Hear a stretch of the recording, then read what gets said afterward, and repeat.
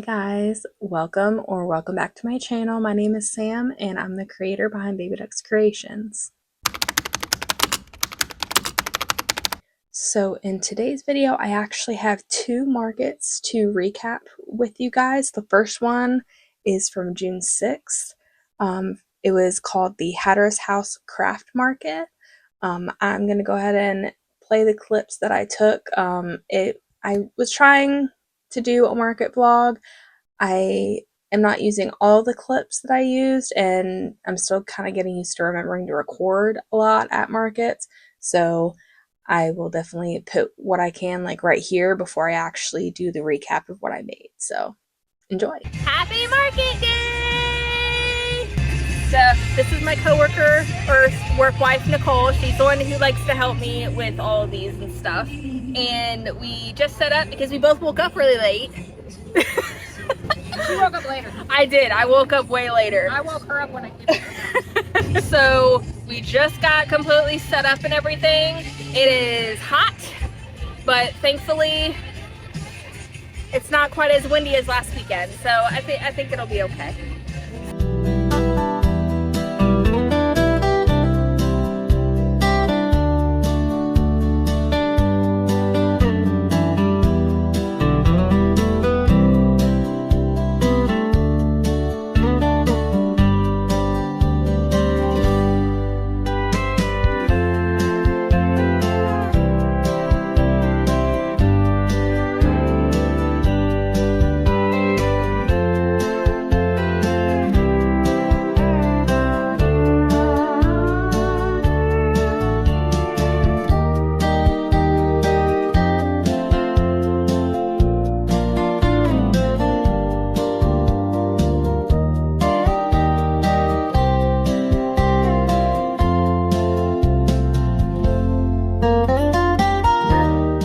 Okay, so this market started at 10 a.m. and it is about 10:47, and we've already made one sale with what 6 items, totaling it to $32. So because we are Dunkin' addicts, we have decided that we are going to do a little munchkin time. Because so far, every time we have done a market together, we get munchkins. So cheers! Cheers! Little update, we have gotten some tasty lemonade and stuff. It is 11:45 and we just got over the booth fee. Booth fee was about $55 and we just made $66 since we opened, so yay!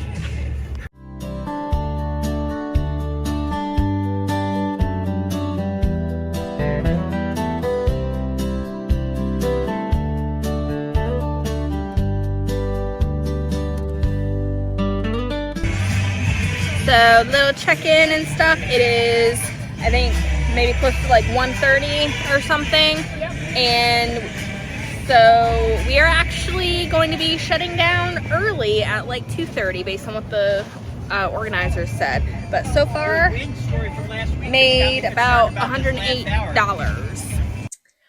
Okay, so the Hatter's House Craft Market, I'm just going to start off by saying that the event coordinators were great.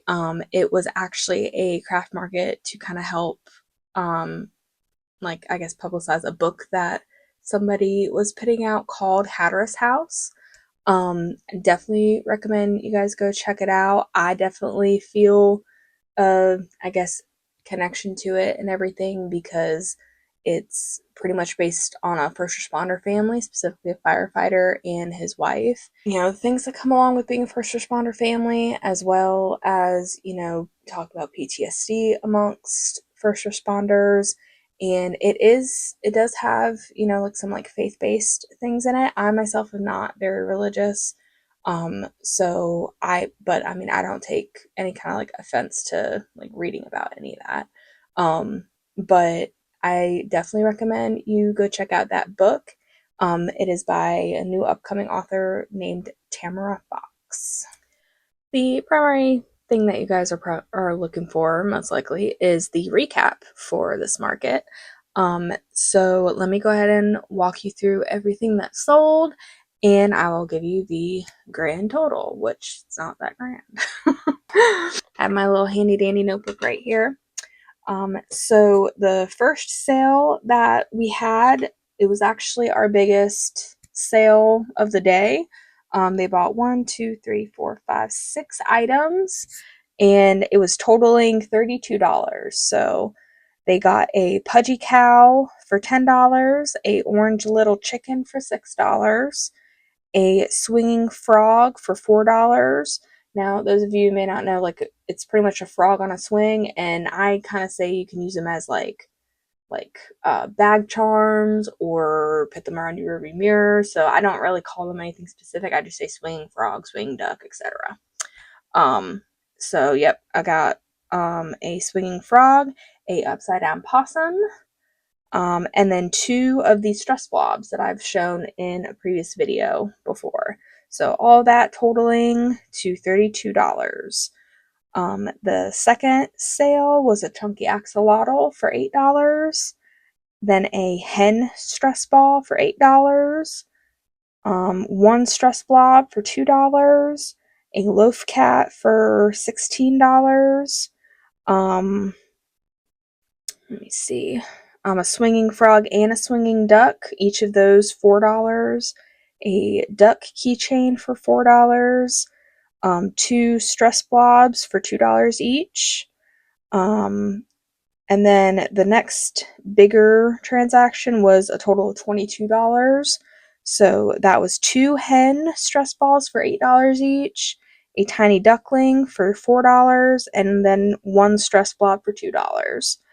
And then the last sale of the day was the last 2 stress blobs for $2 each, which brings the total for the day to $108. And then the booth fee was $50, so subtract that, and the profit that I made was $58. All in all, I did like the market. The people and our vendor neighbors were very nice. I feel bad because the event coordinator actually said that there was supposed to be like 10 or 20 more vendors there that were like no shows, and we're not quite sure why, because it was a gorgeous day. It was very hot. So I mean, that could be why. It was on a very nice Saturday. I think before then we had kind of had a little bit of rain, so maybe people decide to just forfeit the booth fee and go do something else fun. Like, I definitely wouldn't blame them, because it was such a nice day and so hot and everything. But it was just a little sad because it didn't look like there was as much going on from the main road, because it was actually at like a prime, like, busy intersection in Chesapeake. And it was on a busy corner at the church that was there in the front parking lot.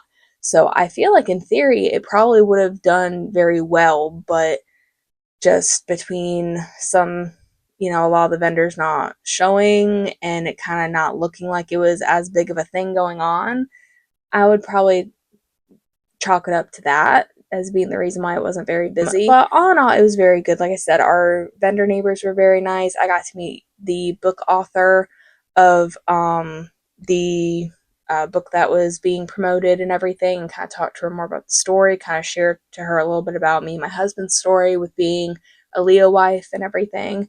So, it was definitely nice to kind of make that connection with somebody who gets it in person. I am a part of these like online groups and stuff who are also first responder wives, but I feel like it is definitely different when you're able to make a connection with somebody in person and talk about it. So I'm going to go ahead and put in the next market clips that I did. This one was actually a nighttime market. So again, I didn't necessarily take too many clips and everything because the first half I was by myself, but I tried. So here you go.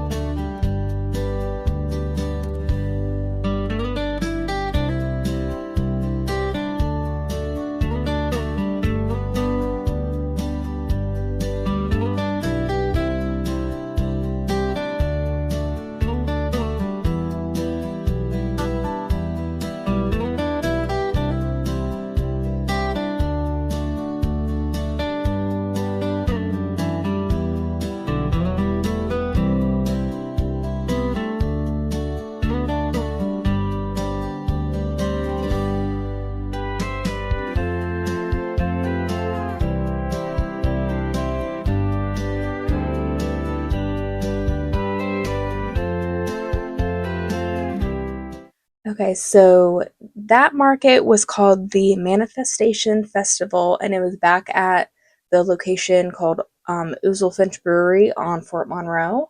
Um, and it was the same location as the one market I had where I ended up having to leave early because the wind was so bad. Thankfully, the weather was not bad that day. I very, very thankful for that. Very nicely organized by the event coordinator and everything. And like I mentioned in a previous video, she was very sweet in offering me essentially it was like a 2-for-1 deal because of how the weather was in the previous market and everything. Nothing would stay up and stuff for the previous one. So I was just gonna kind of take the loss and stuff. But she said that she would go ahead and put me down, no extra charge for this market. So I was very thankful for that. And the fact that it was my first nighttime market as well. So I had to get, some lights and everything. Thankfully, my work wife, Nicole, who you've seen in a couple clips now, thankfully she had some old like LED Christmas lights available, so I didn't have to actually spend anything.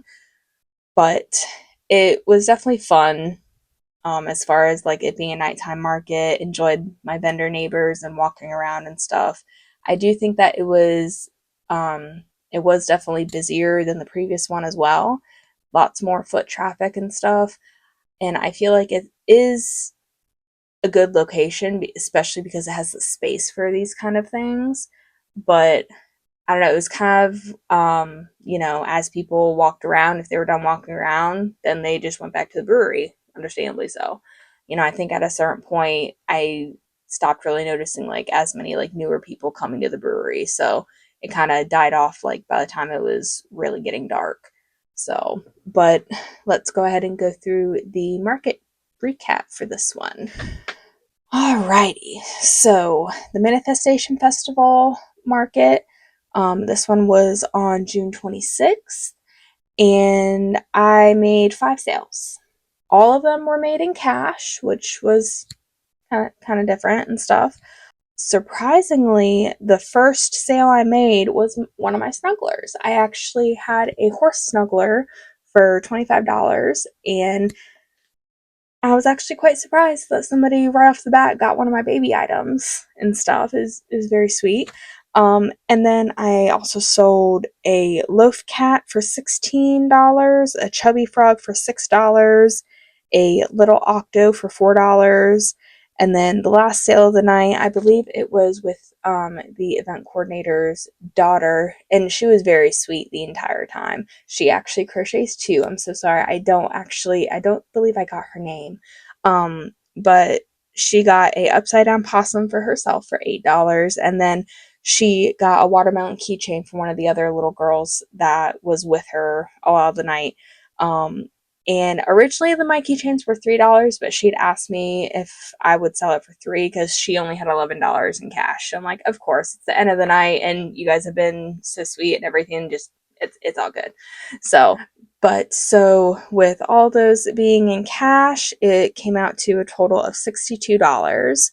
Now the previous market where I did end up having to leave early, I did make a couple sales there. It was a little bit more difficult to, like I said, because of the weather. I think the total I have here for the last market was a total of $42. So altogether, if you count those two, it together I made $104. The booth fee for the last one, I have written down that it was $75. I can't remember if that was actually right or not, but if that is correct, then that would mean my profit was $29. So obviously, based on both of these markets, the profit wasn't high, but the cup is half full because at the very least I have more experience under my belt, especially when it comes to setting up and breaking down by myself and with somebody. I have an idea of how all that goes. I definitely appreciate the experience, especially because I plan to try to do bigger markets in the fall. So it's also practice in trying to market prep, have what I want ready, and just even just all the little experiences, even just the puzzle of packing up the car. kind of thing. You know, you can't go wrong with having experience like that. So that's how I'm taking all of this. I do have another market tomorrow, actually. This one is actually free because it was a last minute, I think, celebration thing for a restaurant who is doing a like 7th anniversary thing, and it is on 7-Eleven. So what I had made, and I will show you in those video clips, is I actually made my own 7-Eleven Slurpee pattern. I totally did that like on a fluke. I think I made like 12, between 12 and 14 of them, and I have definitely at least 12 completely finished. So I will definitely try to do more clips tomorrow for a market day vlog. This market is only 4 hours long, so it is a lot like shorter than any of the other ones as well. So I didn't really have to market prep a whole lot for this one. I didn't like, I think I have like only like 3 live cats. Haven't made any of those. I've really been focusing more on the Slurpees, and then I actually started doing a pattern by LA Crochet. They're one of her newer dress up patterns. A Dressup Mushroom. And not only a mushroom, a dress up daisy, and I've done a dress up watermelon hat. And the cool thing is that you can take the hats off and interchange them if you want to, or you can have multiple hats and stuff. So I wanted to try out making those this week as well as doing the Slurpees. That was my goal. I think I have maybe like 1 or 2 hats to do for these ones because I only made 4 bodies. I think what I'm going to do is do like 1 hat and a body for $12, and then make it to where if you want to get a second hat, then the additional hat is like $4 or something. So I figured that would be a nice little like dress up package deal kind of thing. So I just have a couple more hats to make at the last minute tonight, and then do some tagging. But yeah, so I thought that those would be a very cool thing to do for my last like summertime market.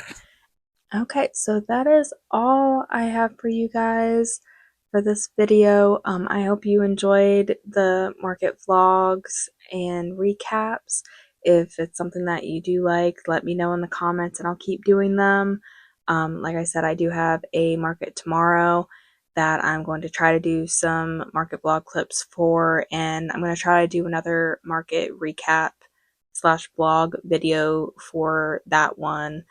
Hopefully, cross my fingers, nothing else like pops up or happens to where I have time for it. Um, hopefully get it posted within the next like week and a half max. And after that, I really don't have any markets planned until the fall. So between probably the end of July until mid-September, the videos that I will be putting out are going to mainly be like market prep and kind of reviewing patterns as I market prep. So let me know if there's anything specific that you are like interested in me doing. If I'm able to get a pattern, if it requires me to buy it, I will see if I can. If not, I will try to do something similar that I already have. Or if it's a free pattern, let me know and I'll look it up. But that's kind of my plan until I start doing markets in the fall. So far, I already have at least 3 fall markets and 2 Christmas markets, and one of the fall markets is a 2-day festival, and one of the Christmas ones are 2 days. So that's why I plan to try to do a lot of market prepping within the next few months so that I don't have to worry quite as much in the moment before those markets.